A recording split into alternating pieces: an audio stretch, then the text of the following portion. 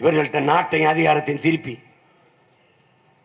என்ன செய்வார் மோடி? இப்ப 10 ஆண்டு ஆண்டுட்டாரு, திருப்பி அந்த ஆண்டு என்ன செய்வேங்கிறது என்ன செய்வார்? அவரே சொல்றாரு பாரு, நான் சூப்பு கொடுத்தேன், சூப்பு 10 ஆண்டுகள் மக்களுக்கு சூப்பு கொடுத்துக்கிட்டு இருந்தேன், அடுத்த 5 ஆண்டு ஸ்ட்ரைட்டா பால்டால கொடுத்து வெஸ்ட கொடுத்து பூராத்தையும் கொண்டு வருவேன். அதான், வேற ஒண்ணும் பண்ணல. காங்கிரஸ் அதுக்கு முன்னாடி 10 ஆண்டு ஆண்டுச்சு. மன்மோகன் சிங் என்ன நடந்துச்சு? நீட்டுங்கிறீல்ல, நீட்டை எதுக்குறீல்ல, நீட்டை கொண்டு வந்தது யாரு? காங்கிரஸ். கூட இருந்து கும்மி அடிச்சது யாரு? இந்த திமுக. நீட்டை ஒழிக்க எங்கள்கிட்ட நல்ல யோசனை இருக்குது, நீட்டை ஒழிப்போம், வந்தால் ஒழிப்போம். கொண்டு வந்தது நீங்க, கொண்டு வந்தது நீங்க தானே. ஜிஎஸ்டி மீள முடியாத வரி சுமையை நாட்டு குடிகள்கிட்ட திணித்தது யார்? இந்த காங்கிரஸ், இந்த திமுக. அவர்கள் பெத்து பெயர் வைத்தார்கள். ஜிஎஸ்டி, நீட், என்ஐஏ, இந்த கொடும் திட்டங்களை கொண்டு வந்தது காங்கிரஸ், திமுக. பெத்து பெயர் வைத்தார்கள். ஹார்லிக்ஸ், போன்விட்டா கொடுத்து ஊட்டமாக வளர்ப்பது மோடி. அவர்களிடத்தில் பெரும்பான்மை இல்லை, அதனால் தடுமாறினார்கள். இவர்கள் அதிக பெரும்பான்மையோடு வென்று போய் அதிகாரத்தில் உட்கார்ந்தார், முடிச்சிட்டார் நாட்டை. இன்னும் ஒரு முறை பாரதிய ஜனதாவிற்கு நீ வெற்றி பெற செய்த நாட்டை கொடுத்தால் நீ இந்திய நாட்டை மறந்துரு, இருக்காது, முடிஞ்சிடும். 90 விழுக்காடு வித்துட்டார், இன்னும் 10 தான் இருக்கு, வித்துருவார். 2 பேர் நாடு தான், ஒன்னு அதானி அம்பானி, 2 பேர் கையில் தான் இந்த நாடு இருக்கும். உனக்கு எங்க இருக்கு? ஒரு நாட்டின் ஆட்சியாளர்கள் தனிப்பட்ட ஒரு முதலாளியின் வளர்ச்சியை நாட்டின் வளர்ச்சி என்று கட்டமைக்கிறார்கள். அது நீ நம்புற. ஒரு நாடு வளருதென்றால் தன் நாட்டு குடிகள், தன் நாட்டு பிள்ளைகளுக்கு சிறந்த கல்வியை கொடுக்க, ஏழை பணக்காரன் என்று பாகுபாடு இல்லாது, காசில்லாத செலவில்லாத இலவசமாக தரமான சரியான சமமான கல்வியை கொடுக்க முயற்சிக்கிறது, கொடுக்க போகிறது என்றால் அது வளர்ச்சி பாதையை நோக்கி நகருதுன்ற அர்த்தம். அரசால் முடியாது, தனியார் முதலாளி தான் நல்ல கல்வியை தருவான் என்று சொன்னால் அரசு தோற்று போகிறது. 130 கோடி மக்களால் நிறுவப்படுகிற அரசால் முடியாதது ஒரு முதலாளியால் எப்படி முடிகிறது? எப்படி முடிகிறது? தண்ணீரை தர முடியாத அரசால் தரமான தண்ணீரை, அரசுக்கு தண்ணி கிடைக்கவில்லை, அரசுக்கு கிடைக்காத தண்ணீர் ஒரு முதலாளிக்கு எப்படி கிடைக்கிறது? எப்படி கிடைக்கிறது? 8 கோடி மக்களால் நிறுவப்பட்ட அரசால் தர முடியாத மருத்துவ தரத்தை ஒரு தனி முதலாளி, அப்போலோ முதலாளி, அவர் கொடுத்துருவாருன்னா எப்படி? ஒரு காவிரி அந்த ஆஸ்பத்திரி வச்சிருக்க முதலாளி கொடுத்துருவாருன்னா எப்படி? அப்புறம் அரசு எதுக்கு? அரசு தன் தோல்வியை ஒற்றுக்கொள்கிறதா? முதலமைச்சருக்கே முடியலைனாலும் அரசு மருத்துவமனைக்கு போறதில்லை, அப்போலோக்கு தான் போறதுனால்.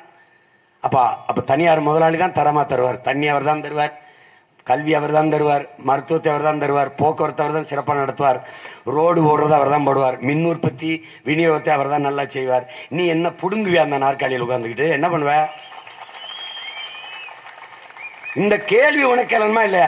எல்லாவற்றையும் தனியார் முதலாளி தான் சிறப்பாக செய்வார் என்றால் அரசின் வேலை என்ன?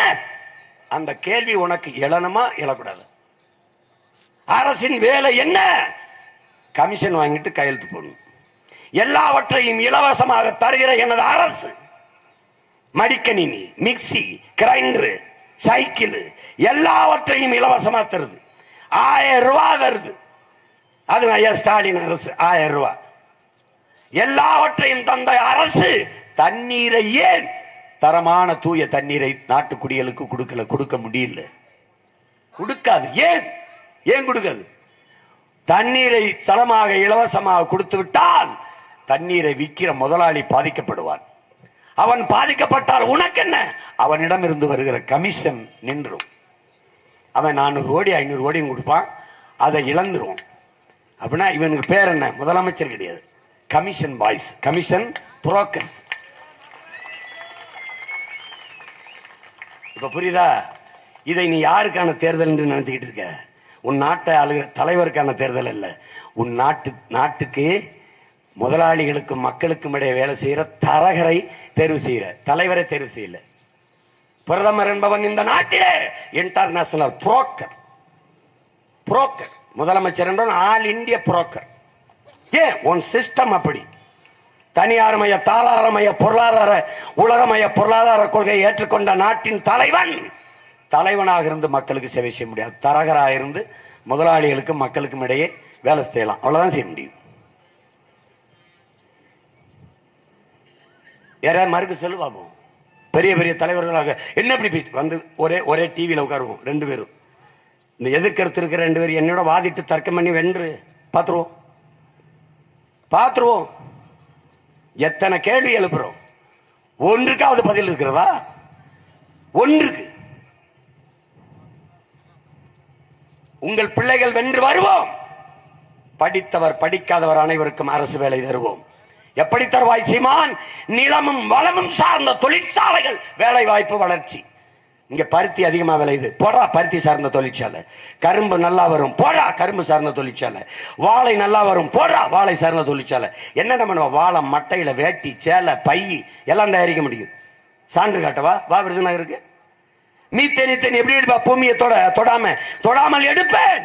ஆடு மாட்டு கழிவு, ஆடு மாட்டு சாணம் புழுக்க, மனித கழிவு, மக்கிய இழுதலை கழிவு, குப்பை, 100 ஏக்கரில் குப்பை மேடு, 200 ஏக்கரில் குப்பை மேடு. குப்பையிலிருந்து எவ்வளவு வேணுமானாலும் மீத்தேன் பயாகஸ் எரியாற்று எடுக்க முடியும்.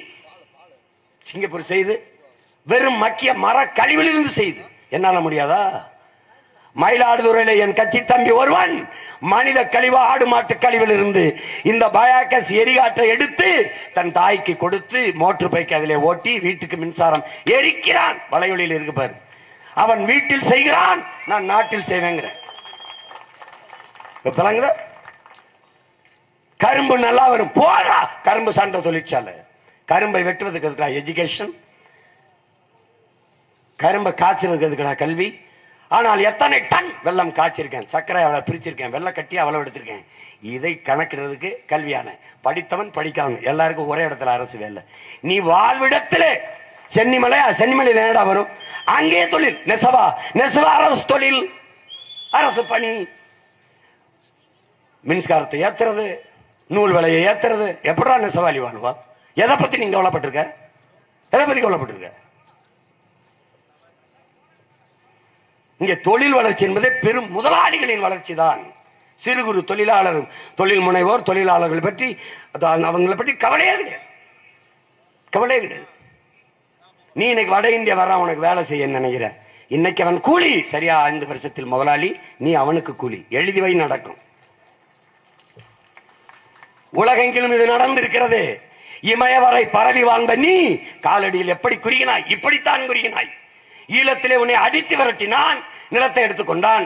இங்கே ஆக்கிரமித்து விரட்டுவான், தேவைப்பட்டால் அடித்தும் விரட்டுவான். நீ அவனுக்கு என்ன பண்ற? வந்தவன குடும்பத்தை கொடுத்துடுற. அவன் எதுக்கு வசதியா? ஒரே நாடு ஒரே ரேஷன் கார்டு, ஒரே நாடு ஒரே ரேஷன் கார்டு. இப்ப நான் பீகார்ல போய் வரிசையில் என்ன கொடுப்பானா? இதே குஜராத்ல போய் வரிசையில் என்ன ரேஷன் போடுவானா? எனக்கு போடுவானா? சொல்லு. நீ ஓட்டுரிமை கொடுத்துடுற. நீ வாக்குரிமை அவனுக்கு கொடுத்து விட்டால் இந்த நிலத்தின் அரசியலையும் அதிகாரத்தையும் வட இந்தியன் தீர்மானிப்பான். ஏற்கனவே தெலுங்கர்கிட்ட இருக்குது 50-60 ஆண்டுகளா 9 மினிஸ்டர் இந்த நாட்டுக்குள்ள. எல்லா உயர்ந்த இலாக்காக்களும் அவர்கிட்ட இருக்கு. உன்னால தப்பிக்க முடியுதா? நான் ஒரு கேள்வி கேட்கிறேன், சொல்லு. உகாதி தெலுங்கு வருடப்பிறப்பு விடுமுறை. வருடப்பிறப்புக்கு இதுல எந்த மாநிலத்தில் விடுமுறை இருக்கு சொல்றான்? தமிழ் புத்தாண்டுக்கு இந்தியாவில் எந்த மாநிலத்தில் விடுமுறை இருக்கு? எங்க இருக்கு? ஓணத்துக்கு விடுமுறை இருக்கு உன் மண்ணில், உன் பொங்கலுக்கு மற்ற மண்ணில் விடுமுறை இருக்கு. மகாவீர் ஜெயந்திக்கு விடுமுறை இருக்கு. வள்ளுவன் பிறந்த நாளைக்கு எங்கேயாவது மாநிலத்தில் விடுமுறை இருக்கா? அப்புறம் என்ன வச்சிருக்க உனக்கு சொல்லு? சாதி வச்சிருக்கா, மதம் வச்சிருக்கா, மோதிக்கிட்டு செத்தா புதைக்க சுடுகாடு வச்சிருக்கா. அதுலயும் சில சாதிக்கு சுடுகாடும் இல்ல. வேற என்ன வச்சிருக்க? என்ன வச்சிருக்க சொல்லு? என்ன வச்சிருக்க? இனி வரும் தலைமுறையாவது சாதி கடந்து எதையாவது சாதியை பார்க்காம எதாவது சாதிக்க பாரு. மதத்தை கடந்து மதத்தை மறந்து மனிதத்தை பாரு, மனிதத்தை பாரு. அதுதான் ஆக புனிதம் என்பதை எண்ணிப்பாரு. நீ உலகம் தழுவி நேசித்தவன், எல்லா உயிர்களையும் நேசித்தவன். எந்த கடவுளடா தன்னை வணங்கும் போது ஆடை வணங்க, மாடை வணங்க, மயிலை வணங்க, பாம்பை வணங்க வாய்ப்பு தந்த கடவுள் சொல்றான்? ஒரு தெய்வம் சொல்றான். நீ சிவனையே வணங்குவதானாலும் அவனுக்கு முன்னாடி இருக்கிற நந்தியை வணங்கித்தான், காளையை வணங்கித்தான் வணங்கணும். நீ முருகனை வணங்குவதானாலும் மயிலையும் பாம்பையும் வணங்கித்தான் வணங்கணும். ஏன்? உயிர்மை நேயண்டா நீ. அவருக்கு புலிய வாகனமா வச்சு, மாரியத்தாளுக்கு சிங்கத்தை வாகனமா வச்சு எதுக்கு வச்ச? வணங்கும் போது இந்த உயிர்களை வணங்கணும். உயிர்மை நேயன், உயிர்மை நேயன். நீ ஆக சிறந்தவன், நீ சாதாரணம் கிடையாது, நீ ஆக சிறந்தவர்கள் நீங்கள். ஜூலியஸ் சீசர் சொல்றான்ல, மற்றவன் எழுந்து உன் தகுதியை அறிவிப்பதற்கு முன்பு நீயே பேர் அறிவிப்பு செய்யடா, நான் ஆக சிறந்தவன் என்று நீயே பேரறிவிப்பு செய்தாங்கிறான். அதனாலதான் நான் சொல்றேன், தமிழர்கள் நாங்கள் ஆக சிறந்தவர்கள். உலகில் மூத்த இனம், உலக மொழிகளின் தாய்மொழியை பேசக்கூடிய ஒரு இனத்தின் கூட்டம். உலகிற்கு அறிவியல், நாகரிகம், தொழில் வளர்ச்சி, வேளாண்மை, பண்பாடு எல்லாவற்றையும் கற்றுக் கொடுத்த பேரினத்தின் மக்கள். எனவே நாங்கள் ஆக சிறந்தவர்கள்.